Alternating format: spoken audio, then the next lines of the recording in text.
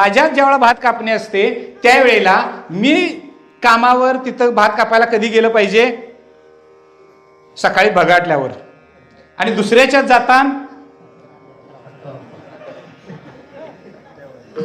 अरे ही काळी आई आहे, माती आहे, तिची जी सेवा आहे, भूमाता आहे, तिची सेवा करायची झाली तर ती सुद्धा ज्याच्यात मी रोजगारला जाणार आहे, ज्याच्यामध्ये मी कामाला जाणार आहे, 200 रुपये आहे ना रोजगार, तो 200 रुपये मी मागवून घेईन, परंतु त्या 200 रुपयाच्या बदल्यामध्ये मी प्रामाणिकपणे काम करीन. की तो पगार देताना तो जो मालक आहे, शेतमालक असेल, तो शेतमालक थोडा सुद्धा हळहळणार नाही. तो जरा जरी हळहळला, अरे काय 200 रुपये पगार आणि थोडं सुद्धा त्या 200च्या मानानं काहीच काम नाही, असं त्याच्या मनाला जरी शिवून गेलं तरी त्यातलं 100 रुपये संध्याकाळी इंजेक्शनला जातात. हे ध्यानात घ्या तुम्ही. म्हणजे हा सामान्य स्वामी म्हणजे मालक या शब्दाचा अर्थ सांगितला.